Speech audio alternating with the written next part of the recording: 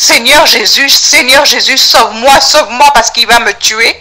On courait avec moi dans les couloirs de l'hôpital, j'entendais dépêchez-vous, dépêchez-vous, dépêchez-vous. Elle a du sang partout dans son corps.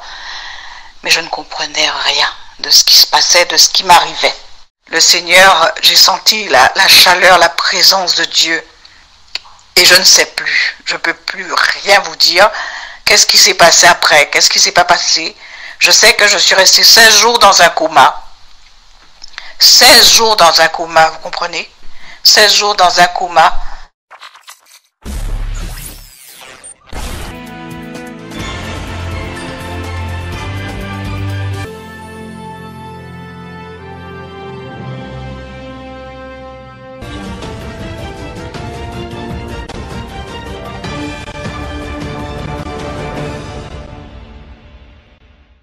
Bonjour, je m'appelle Anne et je souhaite partager avec vous mon témoignage. C'est un long témoignage en plusieurs parties. Je voudrais dire combien le Seigneur est bon, combien il est merveilleux.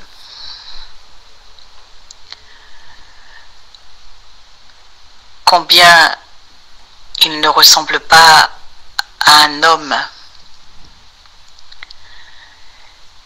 parce qu'il n'a pas regardé à ce que je suis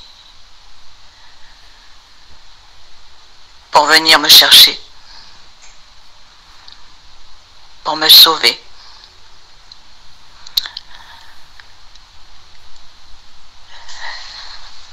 Je dois préciser que je ne viens pas raconter une histoire quelconque.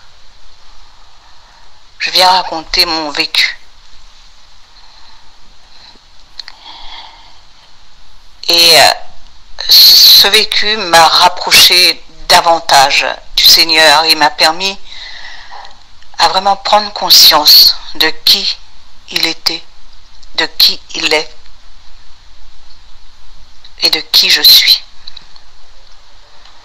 Voilà. J'étais très malade depuis mon très jeune âge. Ma maman a tout fait pour me soigner, me donner les soins, l'affection dont j'avais besoin. J'étais très jeune, il fallait qu'elle travaille. Étant la dernière d'une fratrie de 7 enfants, ma mère a dû aussi travailler très dur pour pouvoir subvenir à nos besoins.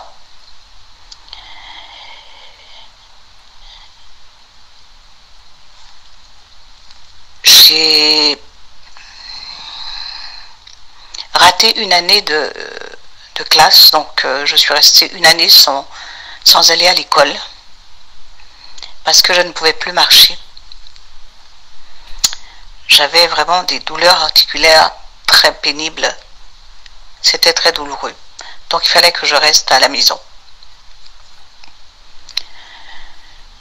J'ai été soignée par un médecin de famille à forte dose de pénicilline et extensiline, ce qui est très douloureux. Surtout lorsqu'on est enfant. Ce n'est pas drôle du tout. Voilà, jusqu'à l'âge de 12 ans, j'ai dû suivre ce traitement, ce protocole de soins. Et j'ai eu vraiment un grand soulagement. J'ai pu marcher, j'ai pu continuer à aller à l'école, j'ai pu jouer comme tous les enfants de mon âge.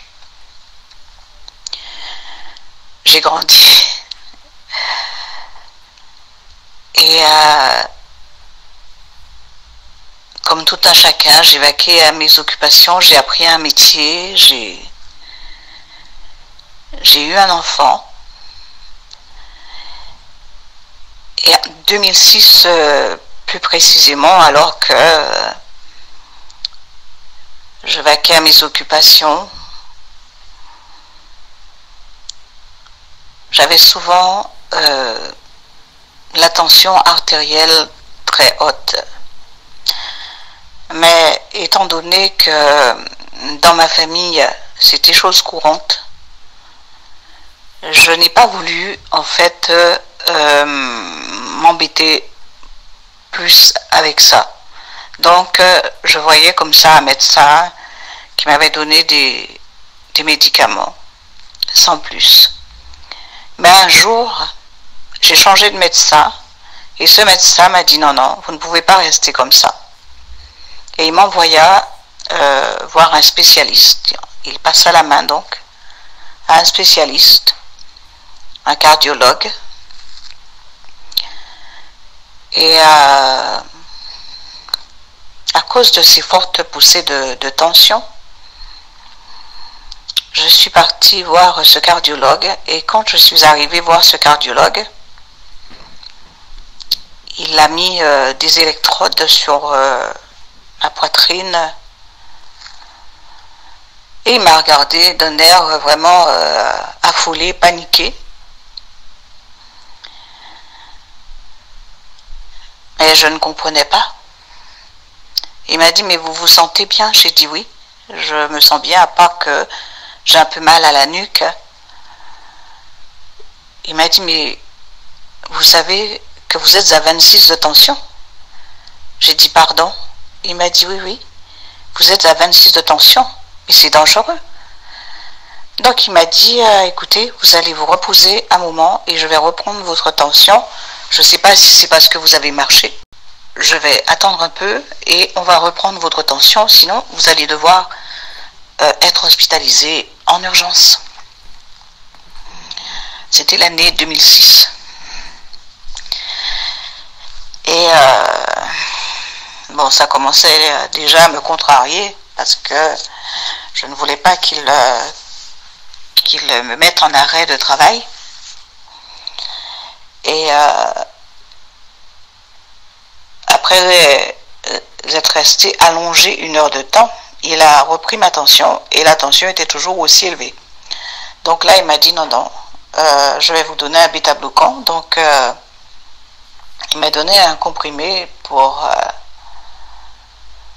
que mon cœur ne soit pas touché, pour éviter justement des problèmes cardiovasculaires.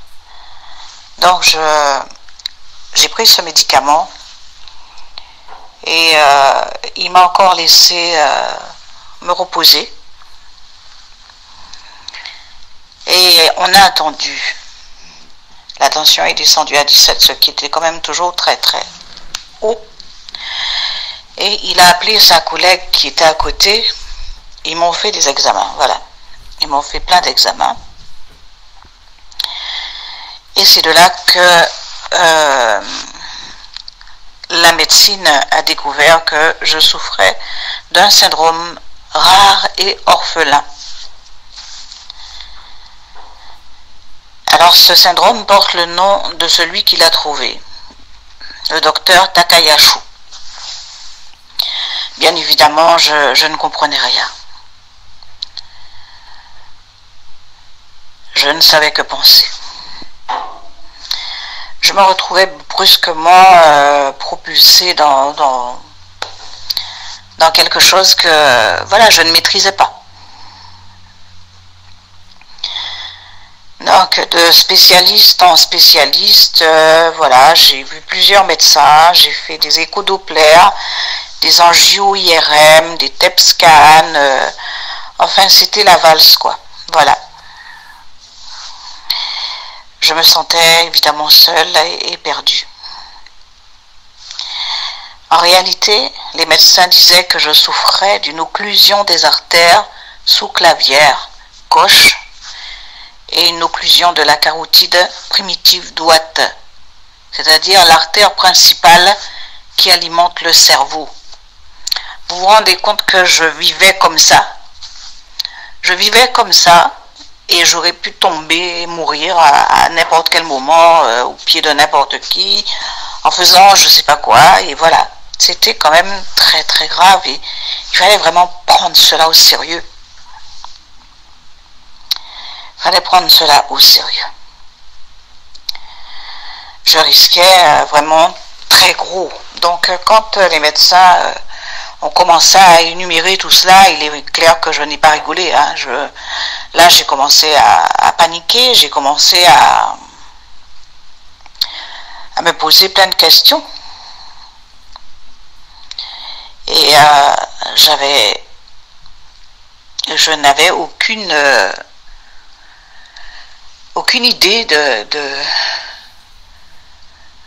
ce que ça pouvait être, de comment cela pouvait m'arriver. Cela aurait pu entraîner ma mort par un AVC ou par une rupture d'anévrisme ou je ne sais quoi, un infarctus et bien d'autres choses. Donc j'ai fini par me soumettre aux examens que je devais faire. Je posais des questions, mais bon, il est clair que dans des cas comme ça, les médecins vous répondent très souvent que c'est compliqué et que le temps est compté. Donc,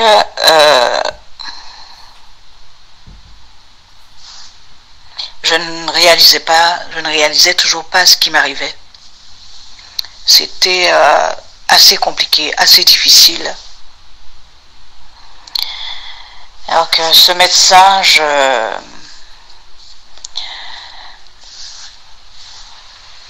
ne lui faisais pas trop confiance, mais n'empêche que je me suis laissé aller, puisqu'il disait que c'était la seule solution, qu'il fallait opérer, qu'il fallait voilà.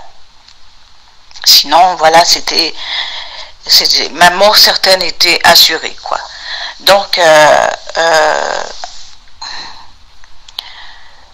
j'ai fini par me soumettre et une date pour l'opération fut arrêtée et c'est là que justement mon cauchemar commença.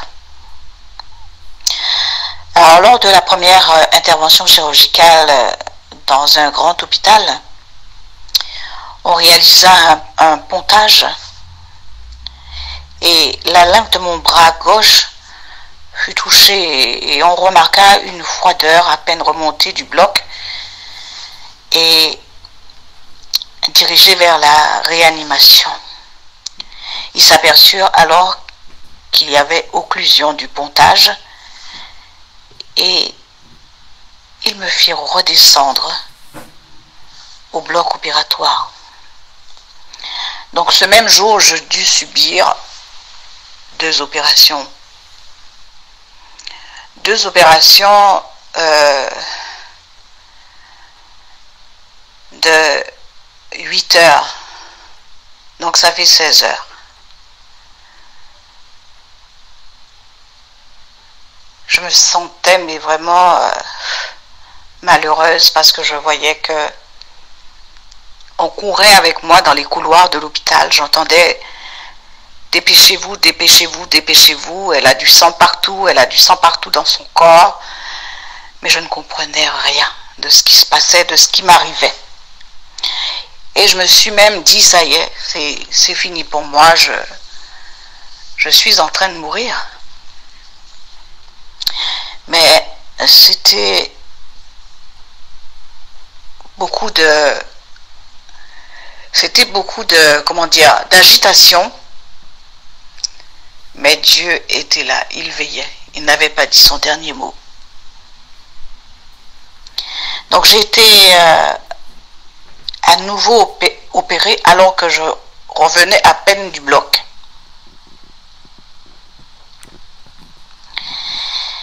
Et là, je fus un AVC. Je fis un AVC et ils ne se sont même pas rendus compte que durant l'opération, j'ai fait un AVC.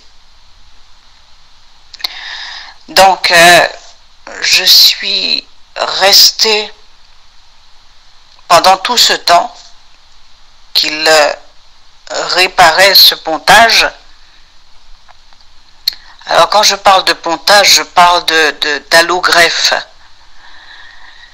C'est des artères artificielles qu'on vous met.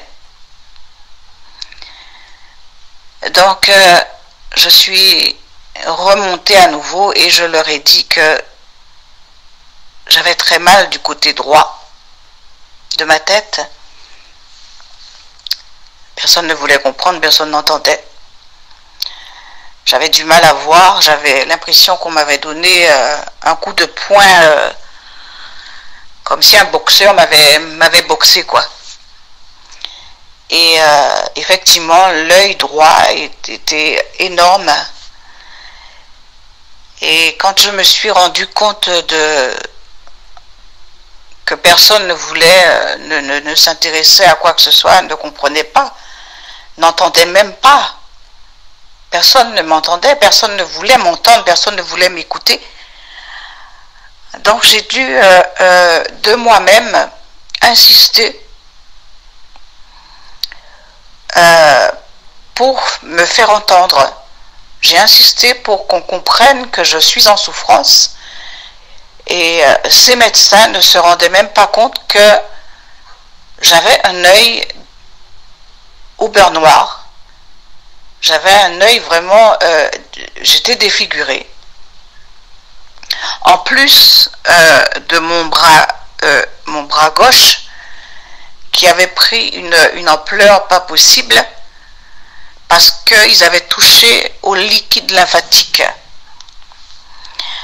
Donc je suis restée pas mal de temps comme ça, à attendre une solution qui ne venait pas. Donc ils ont fait plusieurs examens, ils ont fait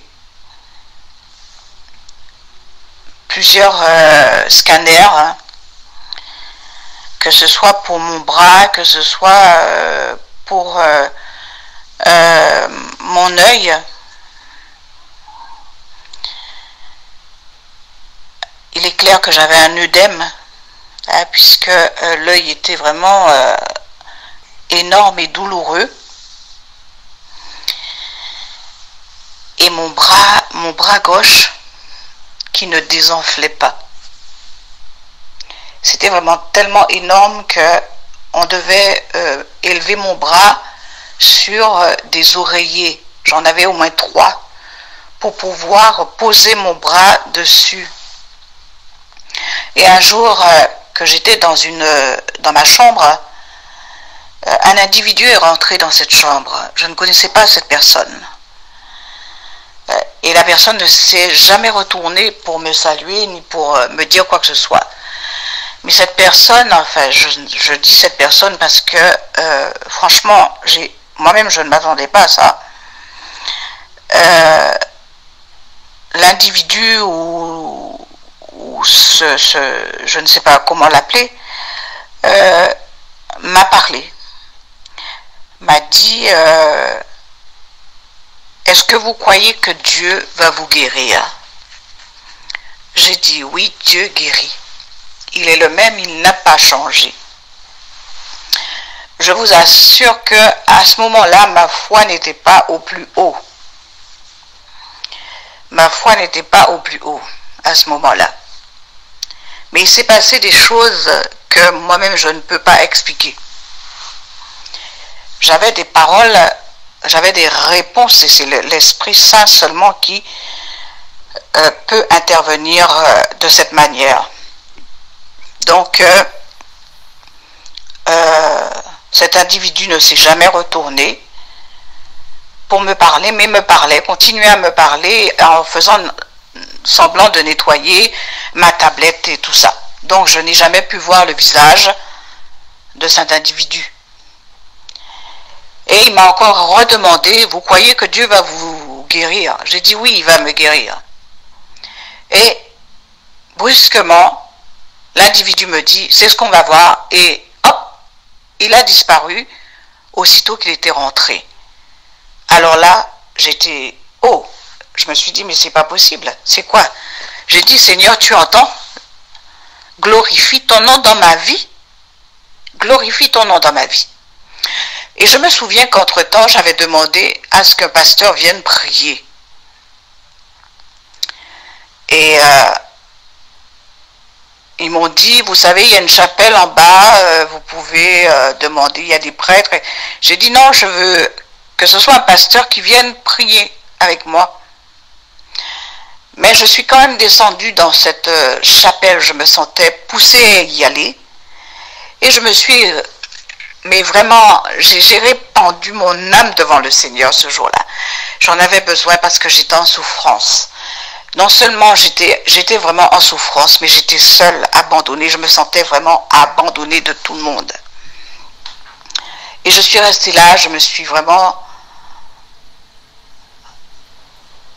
J'ai pleuré devant le Seigneur, j'ai pleuré.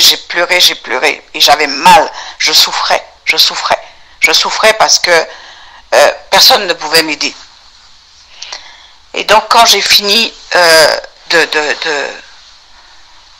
pleurer, j'ai senti une main de je ne sais où venir sur mon épaule et me dire, croyez que ce que vous demandez, vous le recevrez. Alors là, mais où était passée la personne, je ne peux pas dire. Je suis partie, j'ai dit au prêtre que j'étais prête à regagner ma chambre, et c'est comme ça que je suis repartie dans ma chambre, un peu soulagée d'avoir vidé mon sac, d'avoir pleuré, d'avoir dit à Dieu toute ma souffrance. Voilà, j'ai répandu mon âme en fait devant le Seigneur, et croyez-moi, ça m'a fait énormément de bien. Et donc ils ont contacté un pasteur. Et ce jour-là, ce pasteur, quand il a réussi à me joindre, il m'a dit qu'il passerait me voir. Il m'a pas dit quand. Donc j'attendais, j'espérais, mais bon, sans trop y croire. Parce que beaucoup de serviteurs de Dieu vous disent oui, on va passer, on va prier avec vous, mais après vous ne les voyez plus, ou alors vous n'entendez plus du tout parler d'eux. Donc Dieu avait tout orchestré. Ce monsieur m'avait oublié.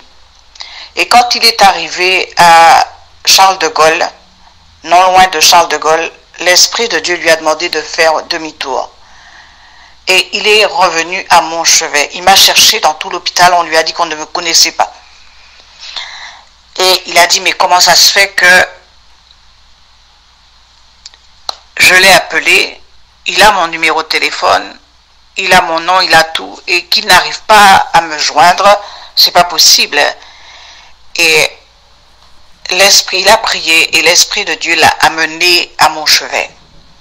Et quand il est rentré, il m'a dit, je vous ai déjà cherché partout dans l'hôpital. En plus, je devais prendre un avion. Le Seigneur a exigé que je revienne à votre chevet. Donc, j'étais vraiment très reconnaissante à ce pasteur d'être venu, mais aussi au Seigneur, parce que je me rendais compte qu'il ne m'avait pas oublié. C'était vraiment très important pour moi. Et donc, le Seigneur a permis que ce pasteur vienne et il m'a demandé, est-ce que vous croyez en Dieu? J'ai dit oui, je crois en Dieu. Et il m'a dit, on va prier. Et moi, je me suis dit, bon, ben, il va faire des choses extraordinaires et voilà, mon bras sera rétabli. Eh bien, il a fait une simple prière, mais je lisais dans ses yeux de la tristesse, comme de la tristesse.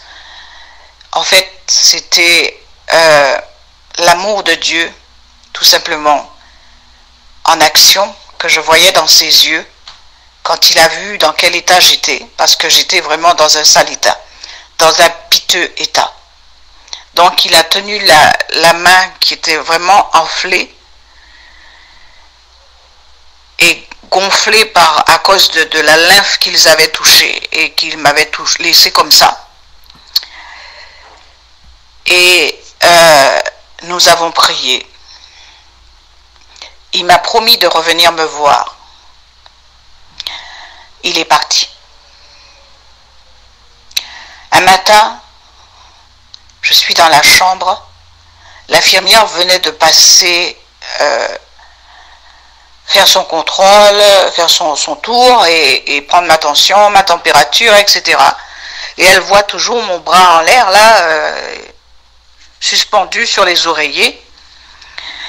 Et moi, j'entends un bruit de pneus qui se dégonfle, du genre...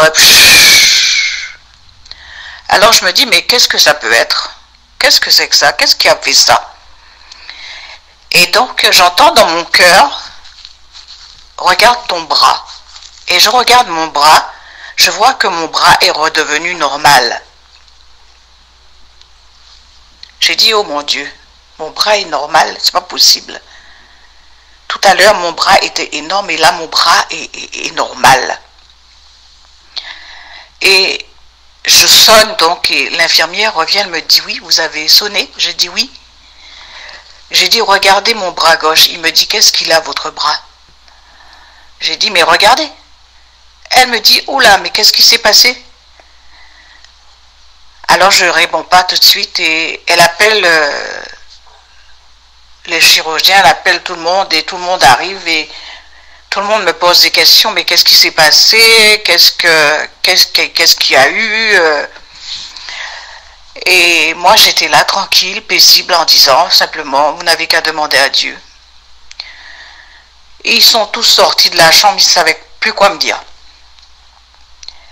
Mais j'étais audacieuse dans mes réponses, j'étais vraiment audacieuse. Et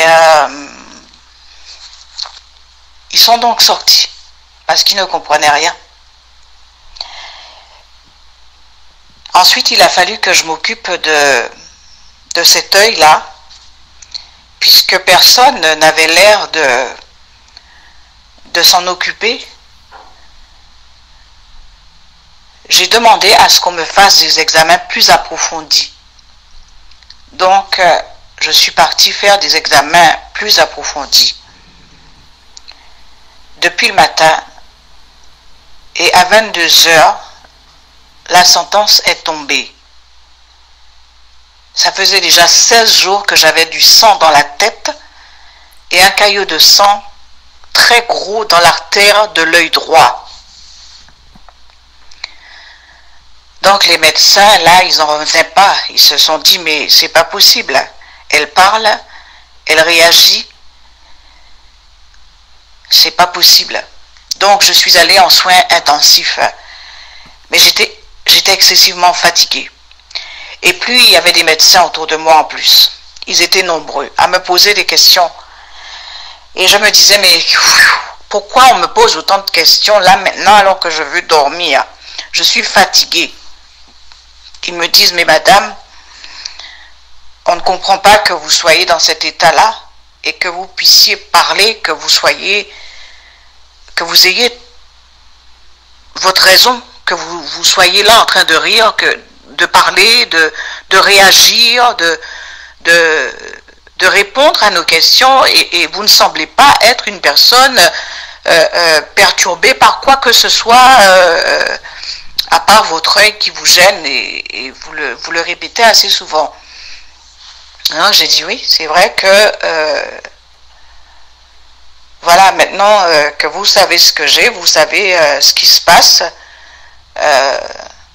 voilà, je veux dormir maintenant et on en parlera demain. Et ils m'ont laissé tranquille parce qu'ils se sont rendus compte que j'étais vraiment fatiguée, j'étais épuisée. Et rebelote, ils étaient là, à peine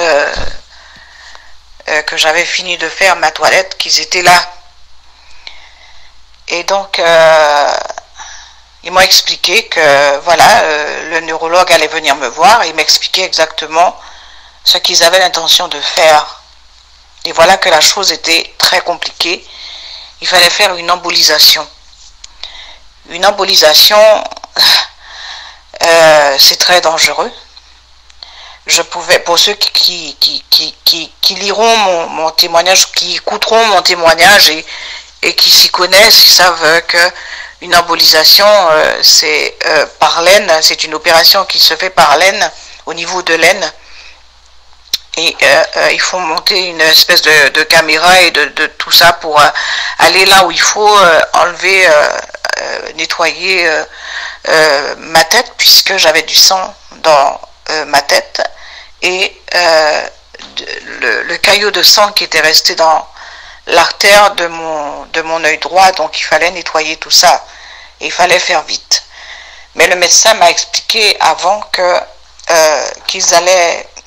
ils ont bien réfléchi, ils ont mûrement réfléchi, et que les chances de survie pour moi étaient vraiment très minimes. C'est soit je ressortais sur une chaise longue comme un légume, une chaise roulante, pardon, comme un légume, ou soit c'était le cimetière. Donc vous voyez que c'est... J'avais pas trop le choix. Hein. Je n'ai pas répondu. Je sais que je n'ai pas répondu et j'ai pleuré. J'ai pleuré. Mais les forces, j'ai rassemblé toutes les forces, le peu de force qui me restait, et je me suis mise à chanter. Je me suis mise à chanter. J'ai lu le psaume 23, beaucoup. Et il y avait à côté de moi une Algérienne qui avait fait un AVC assez important. Et sa moelle épinière avait été touchée, et donc je me levais pour l'aider à manger, pour l'aider à faire, à aller aux toilettes, etc., etc. Et pendant que je chantais ce soir-là, parce qu'elle savait que j'allais me faire opérer le lendemain matin, elle me disait « Tout va bien se passer, tout va bien se passer, vous allez revenir. » Et j'aime vous entendre chanter, j'aime entendre aussi ce que vous lisez là. Et donc j'étais en train de lire le psaume 23. J'étais en train de le lire, de le décortiquer, vraiment de me l'approprier en fait. Et je me suis endormie, ils sont venus me chercher, et j'ai dit, Seigneur, je remets ma personne entre tes mains, je n'ai pas le choix. Je n'ai pas le choix. Je ne peux pas faire autrement que de tout te donner. Je l'ai déjà fait, mais je le refais encore. Je me remets entre tes mains. Et donc, je suis partie en salle d'opération.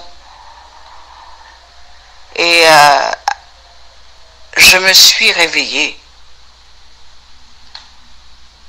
Après cette opération, je me suis réveillée. Le neurochirurgien est venu à côté de moi et il m'a dit « Tout s'est bien passé. » J'ai dit « Gloire à Dieu. » Même si eux, ils ne comprenaient pas ce que je disais, mais moi, je savais à qui je parlais. Il m'a dit simplement, il y a un gros problème, c'est que votre tension, elle est très, très, très élevée. J'ai commencé à chanter en moi, j'ai commencé à louer le Seigneur en moi. C'est un exercice que j'ai appris à faire.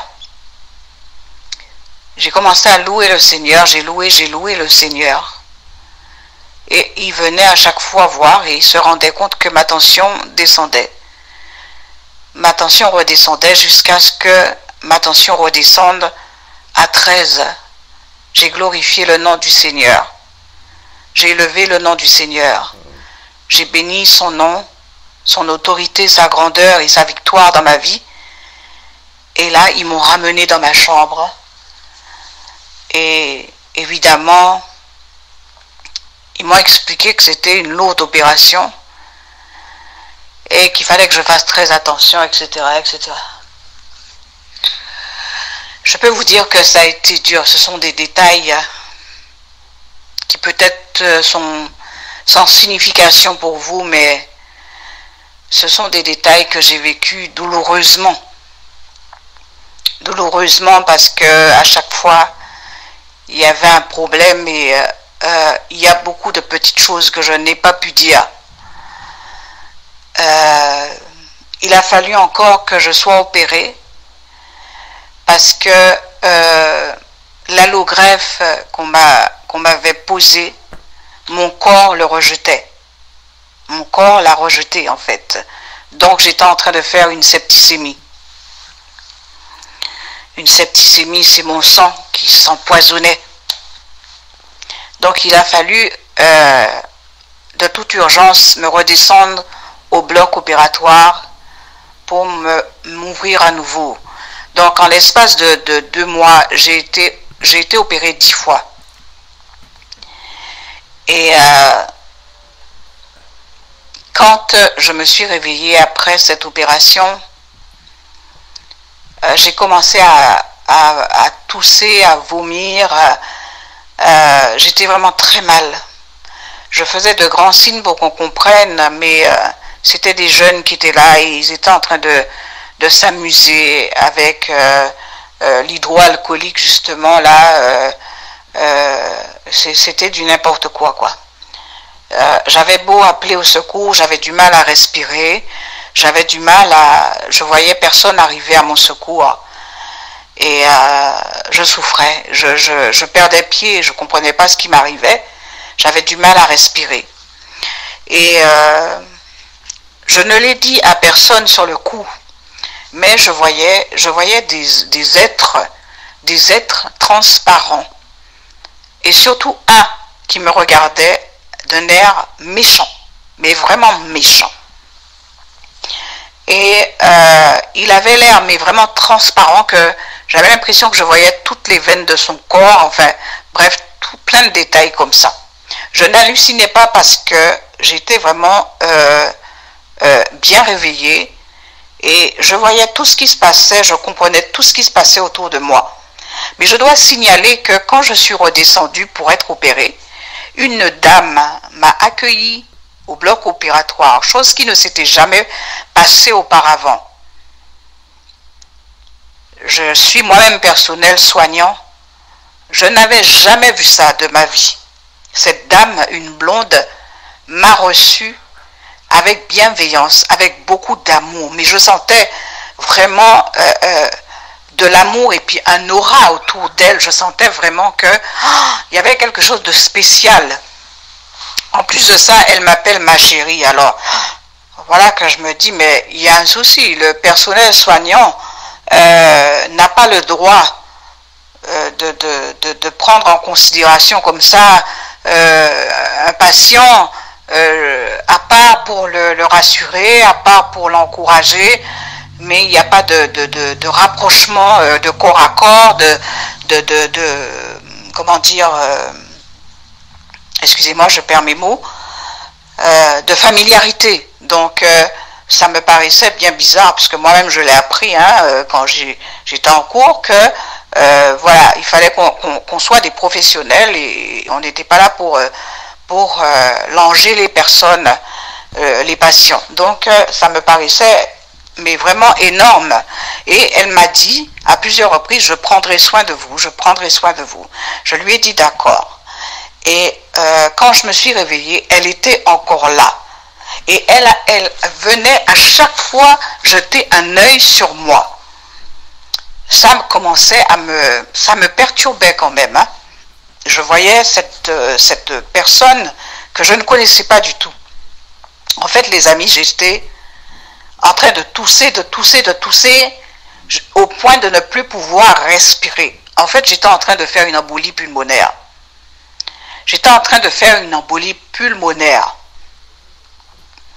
Et j'essayais de faire des gestes, de faire comprendre que j'étais en train de mourir en fait. Et je priais, je disais, Seigneur, ma pensée est pour ma mère, mon fils. Vraiment, je sens que je suis en train de partir. Je te demande pardon pour tous mes péchés, pour tout ce que j'ai pu faire. Vraiment, je sentais que la vie s'en allait de moi, quoi. Et je voyais cet être transparent, cet esprit bizarre là venir. Il a pris une seringue et j'ai dit, oulala, là, vraiment là, c'est ma fin. J'ai dit, Seigneur, Seigneur, Seigneur, viens à mon secours parce que il va me tuer, il va me piquer avec ça, il va me tuer.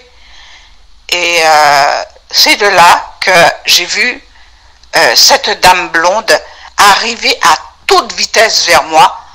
Et quand cette dame est arrivée, cette espèce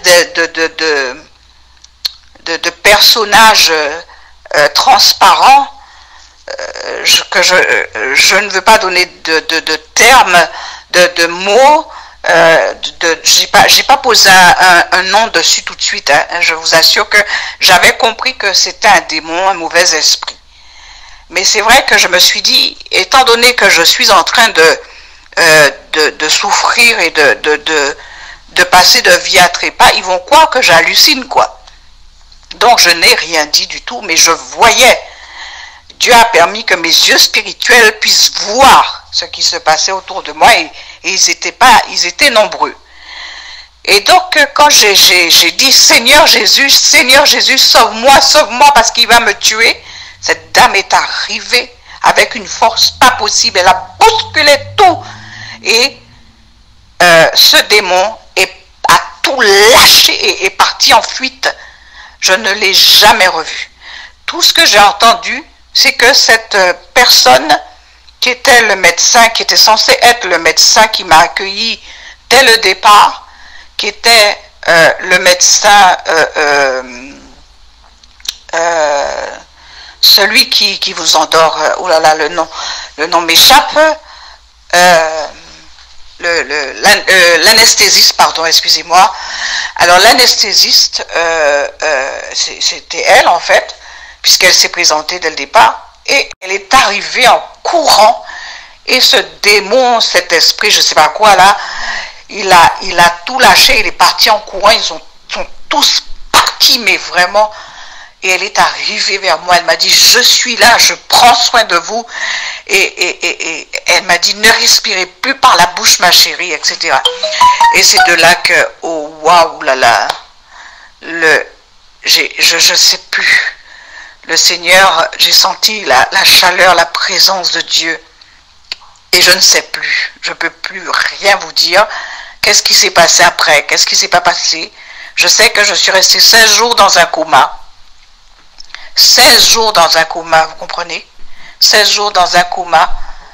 Et quand les médecins commençaient à dire à ma soeur qui était venue me voir, parce qu'on lui avait dit que ça n'allait pas, que j'étais dans un coma et que je ne semblais pas m'en sortir, c'est là que mes yeux se sont ouverts. Mes yeux se sont ouverts et je la vois en train de pleurer. Mais moi, je pense, je n'ai qu'une idée en tête, c'est qu'est-ce qui est arrivé à maman. Je ne lui demande pas pour moi, je ne lui demande pas pour mon fils, mais je lui demande qu'est-ce qui est arrivé à maman. Pourquoi tu pleures? Et je l'appelle et elle est rouge. Elle est rouge tellement elle pleure. Ma soeur est très claire de peau. Et je ne comprenais pas. Donc, les appareils ont commencé à siffler, ont commencé à signaler qu'il fallait que je me repose parce que la tension artérielle recommençait à monter. Et donc, il fallait que je me repose. Donc, les médecins ont demandé à ceux qui étaient là de sortir. J'avais des collègues aussi qui étaient venus me voir, qui n'avaient pas pu rentrer parce qu'il fallait rentrer une personne après l'autre. Et j'étais vraiment trop fatiguée, il fallait que je dorme, donc j'ai dormi. Et le lendemain matin, j'étais comme une personne qui n'avait rien eu du tout, qui n'était jamais passée par un coma. Je me suis levée de moi-même, j'ai demandé à me laver moi-même parce qu'on voulait me faire la toilette et ça, je ne l'acceptais pas. Donc je me suis lavée de moi-même, ensuite je me suis assise sur mon fauteuil et quand l'équipe de médecins sont arrivés, ils m'ont vu comme ça, ils ont dit mais c'est pas possible. Mais qu'est-ce qui est arrivé? Alors je parle comme ça parce que c'était comme ça qu'ils faisaient et ça m'avait fait rire. Parce que en fait, je disais, regarde-les, c'est grave, ils connaissent pas Dieu, ils savent pas qui est Dieu, ils savent pas de quoi Dieu est capable. Mais même moi-même, j'étais là et j'étais en train de me dire, Seigneur, tu es trop grave, tu es vraiment merveilleux, merci. Merci de tout ce que tu fais. Je suis descendue, je pesais 57 kilos, je suis restée 16 jours dans le coma. je peux vous dire que moi-même, je ne me reconnaissais plus. Quand je me suis réveillée, je ne pesais plus que 53 kilos. Donc, je ne ressemblais plus qu'à une petite fille, voilà. Et quand les médecins sont venus me voir et tout, ils m'ont demandé pourquoi votre tension, elle ne descend pas, pourquoi. Alors j'ai dit, écoutez, je crois que j'ai besoin de savoir comment va ma mère. J'ai besoin de savoir comment elle va. Alors le médecin qui était là, il a commencé à tempêter, il a dit à l'infirmière, mais comment vous n'avez pas pris des nouvelles de sa mère, vous n'avez pas de nouvelles.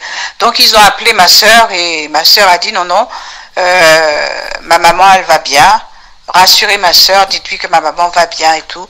Et donc c'est que lorsque j'ai eu cette nouvelle que ma tension est redescendue à la normale et que ils ont pu me ramener dans ma chambre. Mais je peux vous dire que ça a été vraiment quelque chose de... chaque jour, je voyais la main de Dieu à l'œuvre. Chaque jour, je voyais, j'entendais, j'avais une parole de réconfort. Et le verset qui m'a le plus réconforté, le verset qui m'a le plus réconforté un samedi matin, alors que j'avais vraiment très mal, j'étais pas bien, j'étais vraiment pas bien. C'est un verset que je vais jamais oublier. C'est le verset qui dit « Le malheur atteint souvent le juste, mais l'Éternel l'en délivre toujours. » Et vraiment, vraiment, vraiment, c'est quelque chose qui m'a propulsé, qui m'a donné une grande joie. Et les infirmiers, le personnel soignant était vraiment heureux de me voir comme ça. Parce que c'est vrai que je rigolais tout le temps malgré ma souffrance. J'aidais les autres, je soutenais les uns et les autres. Et me voir comme ça, eh bien, ils n'étaient pas contents de me voir comme ça. Donc, quand j'ai commencé à rire, je me suis habillée, je suis même descendue dans la cour de l'hôpital pour me balader un peu, même si j'étais pas encore très forte, mais j'ai pu aller faire un petit tour et remonter dans ma chambre. C'était vraiment quelque chose de formidable. Dieu m'a ramené en fait à lui par la souffrance. Il a permis cela. Il est vrai que j'ai vécu des choses terribles.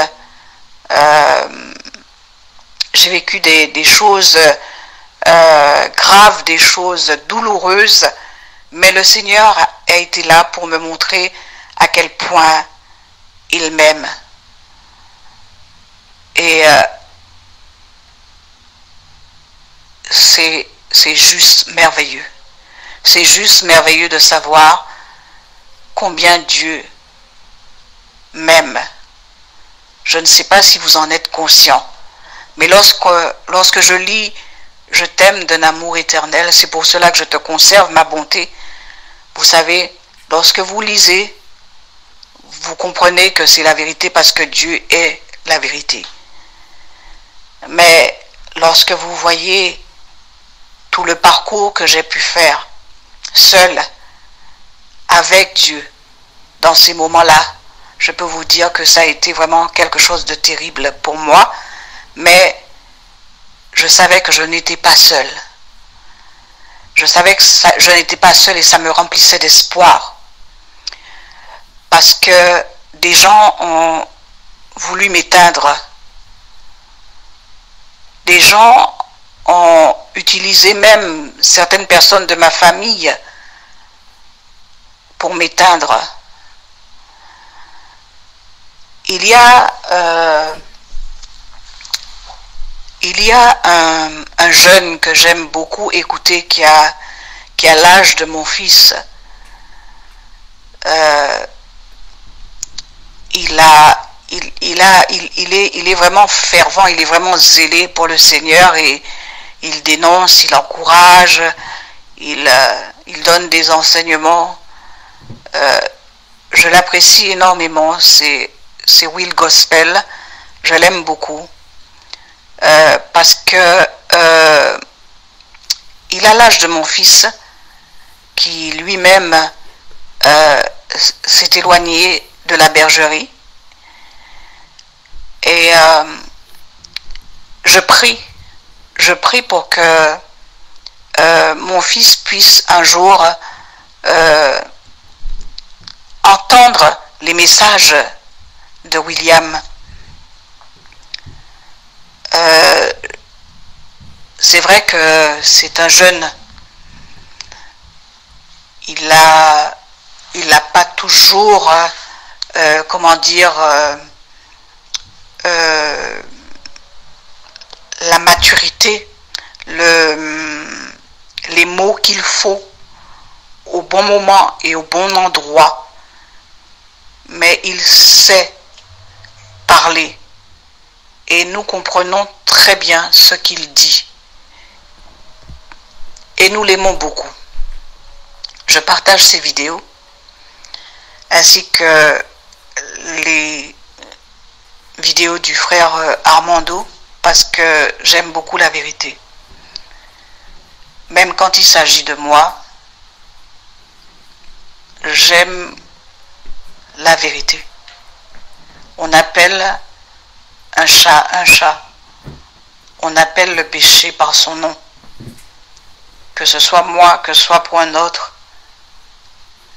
Jésus, même s'il nous aime, il ne fait pas d'acception de personne.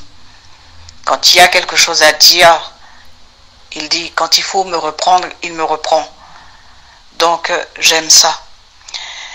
Et je parlerai encore de ces deux personnes que j'ai rencontrées sur le net et qui m'ont beaucoup aussi apporté. Parce que j'ai eu l'occasion de faire des jeûnes avec William et j'ai eu des délivrances. J'ai eu des délivrances, nous avons eu des jeûnes, des moments de jeûne, des jours de jeûne, et j'ai eu des moments j'ai eu des délivrances.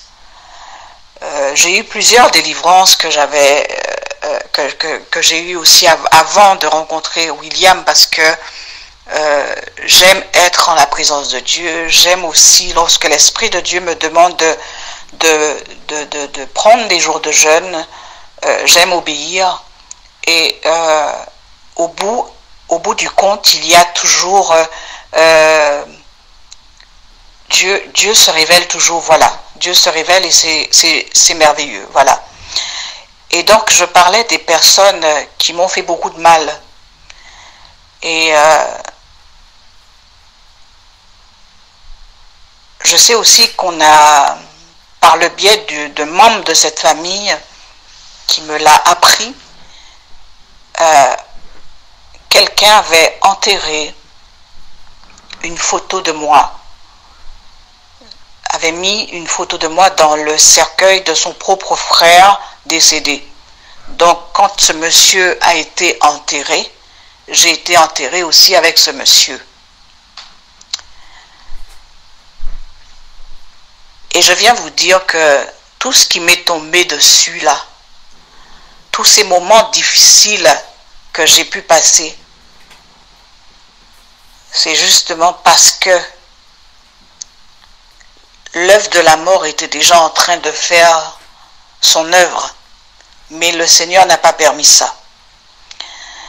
Et je peux vous dire que lorsque j'ai ressenti qu'il fallait que je prenne 3 jours de jeûne, après ces 3 jours de jeûne-là, j'ai vu le Seigneur dans un songe venir me déterrer par les 2 pieds. Il m'a tenu par les 2 pieds et il m'a secoué de la terre. Il m'a tiré de la terre et il m'a secoué comme on secoue un tapis. Vous comprenez ce que je vous dis? Quand j'ai vu ça, j'ai dit, waouh, ça c'est une délivrance, ça c'est quoi ça, Seigneur? Et le Seigneur m'a rappelé, m'a ramené à cette jeune personne qui m'avait dit, telle personne ne t'aime pas. Et à la mort de son frère, elle a mis ta photo dans le cercueil de son frère et elle a dit, détruis cette personne-là. Elle ne parlait pas à son frère, elle parlait à un démon.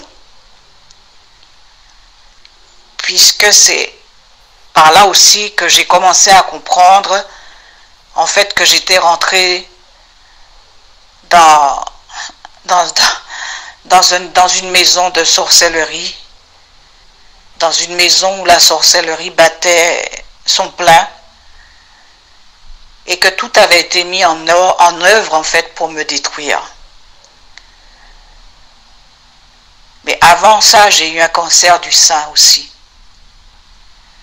J'ai été contaminée par un nosocomial en 2015 et en 2016. J'ai vécu à la fin du mois à la fin de l'année 2015 pardon, et en début du mois de janvier de 2016 pardon, excusez-moi. J'ai eu ce cancer, et vous savez quoi? C'est que quand j'ai reçu la convocation pour aller faire la mammographie, je l'ai déchirée. J'ai dit non, je n'irai pas faire ça parce que j'aime pas ça, ça me fait mal, j'aime pas qu'on m'écrase les seins. Donc je n'irai pas faire ça. Notamment que en 2013, j'avais fait une mammographie. Pourquoi? Parce qu'une de mes sœurs du côté de mon père est décédée comme ça. Donc le médecin d'office m'a dit, vous allez faire une mammographie. Je l'ai fait.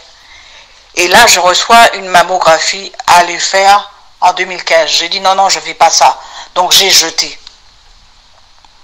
Dans la même semaine, je reçois une autre convocation. J'ai dit, Seigneur, si tu m'envoies une autre, tu permets qu'une autre convocation arrive chez moi, c'est que je dois aller faire ça. Et je suis partie vite fait prendre rendez-vous. Et je suis vite passée. J'avais un cancer à haut grade. Vous comprenez ce que je suis en train de vous dire? Un cancer à haut grade, je ne peux pas vous dire à quel moment c'est arrivé, à quel moment c'est déclaré, à quel moment c'est parti, je ne peux pas vous dire. J'ai eu simplement le résultat qu'il fallait faire vite, qu'il fallait m'opérer, voilà. Non seulement il fallait faire vite, je n'avais pas de temps, donc il fallait faire biopsie, etc. et ceci et cela. Et quand ils ont regardé, j'ai encore les résultats. Et il m'arrive d'aller voir ça et de dire, waouh Seigneur, oh Jésus, mon Dieu.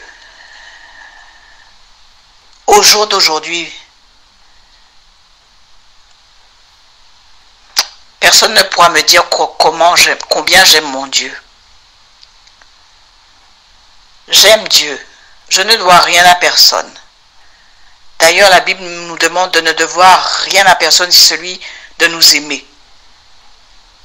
J'aime être respectueuse envers les autres, et c'est pour ça que j'aime que les gens soient respectueux envers moi. Donc je respecte tout le monde, dans la mesure du possible. Et vraiment, je peux vous dire que j'ai été opérée de ce cancer. Je n'ai pas eu de chimio ni de radiothérapie à faire. Le Seigneur est grand. Le Seigneur est tout puissant. Le Seigneur est roi des rois, Seigneur des seigneurs. Il est Dieu. Le médecin me pique derrière le cou là. Et ne voilà-t-il pas qu'elle me contamine avec un nosocomial? Je peux vous dire que j'ai fait de la température jusqu'à plus de 40 degrés, de fièvre, pardon. Et j'avais la diarrhée, j'étais vraiment par terre. Je ne savais même pas ce que c'était. Eux savaient déjà ce qui s'était passé, mais ils n'osaient même pas me dire. Et ils m'ont mis sous des antibiotiques, mais qui auraient pu encore me tuer. C'est une sœur en Christ qui m'a appelé, qui m'a dit, fais la cure d'eau le matin, très tôt, avant de mettre tes pieds par terre pour te laver l'intérieur du corps. Et je priais, je criais à Dieu. Je souffrais, je voyais vraiment que je mourais. Je criais. Et un jour, j'ai reçu une parole de connaissance où le Seigneur me disait, je t'aime, c'est pour cela que je te guéris. J'ai pris cette parole de connaissance par la foi. Et j'ai proclamé ma guérison. J'ai continué à faire la cure d'eau tous les matins. Je buvais une moitié de bouteille d'eau tous les matins à jeun. Et quand je suis allée voir le médecin, j'avais rendez-vous. Il m'a dit, j'appelle le laboratoire pour avoir vos résultats. Quand j'entendais qu'ils discutaient, j'ai dit, mais ça va jamais s'arrêter, c'est pas possible. Et je l'ai entendu dire, vous êtes sûr, voilà. Et quand il est revenu, il me regarde d'un air et je lui dis, qu'est-ce qu'il y a, docteur? Qu'est-ce qui se passe encore? Il me dit, mais ça ne rien comprendre. Vous n'avez plus de nosocomial. J'ai dit, pardon, vous n'avez plus de nosocomial. Moi-même, je ne comprenais rien. Il m'a dit, je vous donne des examens à refaire. Demain matin, vous allez faire ces examens. Je suis partie, j'ai senti que je suis partie comme si j'avais des ailes. Je n'avais plus de douleur brusquement, je n'avais plus rien. Et le lendemain matin, je suis partie au laboratoire. On m'avait dit qu'une infirmière serait venue. J'ai même pas eu le temps d'attendre l'infirmière. Moi, je suis partie au laboratoire. J'ai fait ces examens. Et le médecin, quand il m'a vu après, il m'a dit, vous n'avez vraiment rien, plus rien. Mais je ne comprends rien. J'ai dit, mais vous savez quoi, le médecin est en train de m'utiliser pour vous parler à vous. Il m'a dit, je crois à la science, mais j'ai dit, c'est Dieu qui a créé la science. Mais vous, les hommes, vous faites ce que vous voulez. Vous adorez la créature au lieu d'adorer le Créateur. Et il savait que je disais vrai. Mais il était médecin, il avait choisi de faire des vœux à Socrate, à Hippocrate ou je ne sais pas quoi là. Et je ne sais même pas s'il n'était pas franc-maçon, mais ça a été toujours quand même un bon médecin pour moi, avec lequel j'ai toujours gardé de bonnes relations et qui s'est toujours vraiment penché sur mon cas avec sérieux, chercher des solutions, aller dans son ordinateur lorsqu'il ne comprenait pas.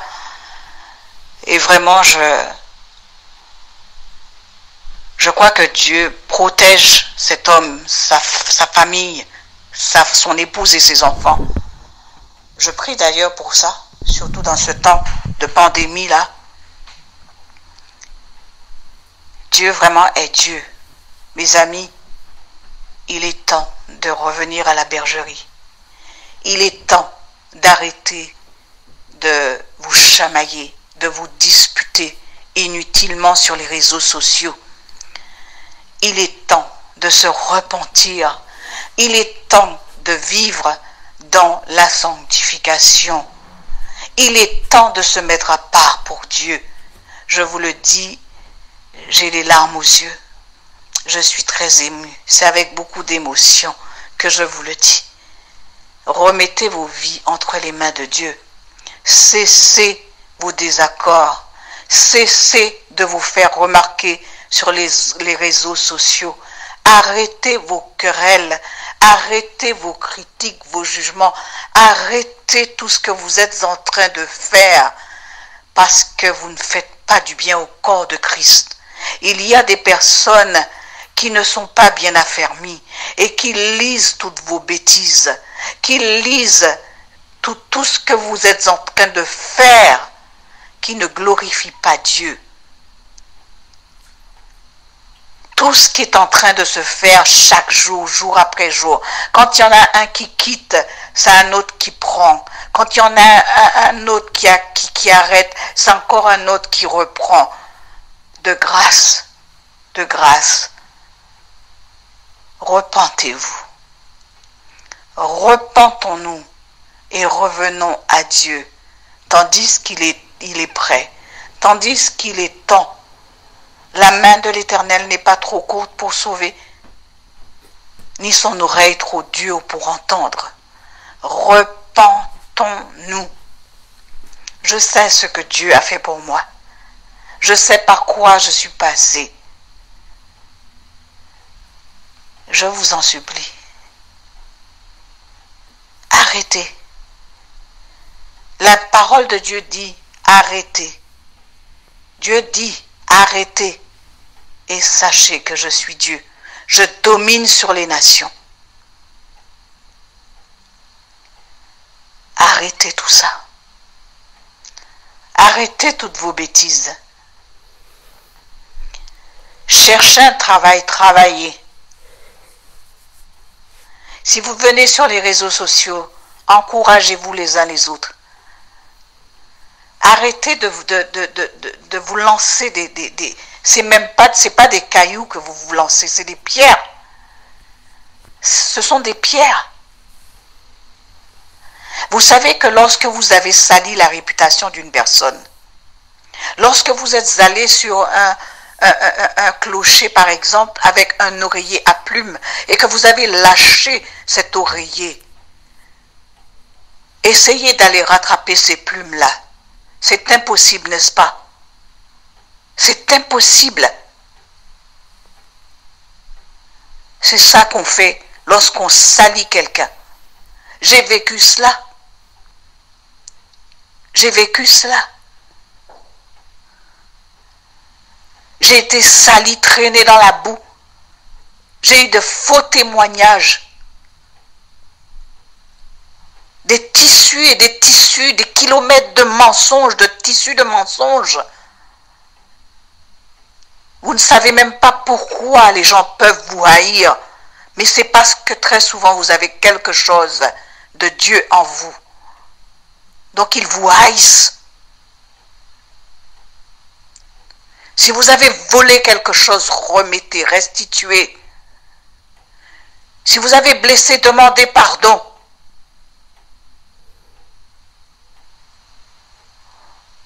Mais repentez-vous et revenez à Dieu. Revenez à Dieu. Parce que la porte de la grâce va bientôt se refermer. Repentez-vous. Dieu dit que dans les derniers temps, il répandra de son esprit sur toute chair. Dans le livre de Joël, nous trouvons cela et dans le livre des Actes des Apôtres.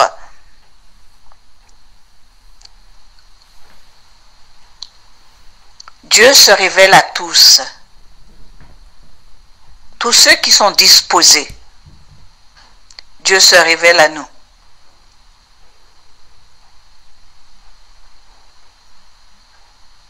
Dieu se révèle à moi et je n'ai pas envie, je vous assure, de retourner à mon ancienne vie d'avant que je ne connaisse Dieu.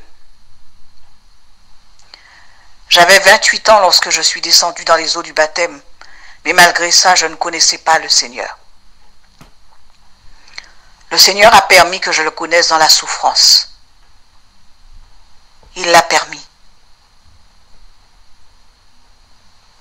Il l'a permis. Et je bénis le nom du Seigneur. Parce que très certainement, je serais encore en train de me vautrer comme un cochon dans la boue. Très certainement. Je loue le nom du Seigneur Jésus-Christ de Nazareth. J'élève son nom, sa puissance, son autorité et sa victoire dans ma vie. Alléluia. Jésus-Christ est vivant. Et en lui, je suis en vie, parce qu'il m'a donné sa vie en abondance. Alléluia. Alléluia. Jésus est vivant. Et je vais reprendre ce slogan. Dieu gagne toujours. Il gagne toujours. Vous savez quoi? Le mensonge prend l'ascenseur. Donc il arrive vite. La vérité prendra l'escalier, mais l'escalier ne tombe pas en panne. Vous n'avez jamais vu ça, non? Un escalier tombe en panne. Ça veut dire que tôt ou tard, tout ce qu'on a pu dire de vous, tout ce qui a été dit comme mensonge à votre sujet, sera révélé par Dieu lui-même. Les personnes même qui ont dit du mal de vous, vont témoigner à votre sujet pour la gloire de Dieu. Parce que Dieu utilise même le diable. Ah oui, Dieu utilise même le diable. Que son nom soit exalté, élevé. Alléluia. Soyez bénis.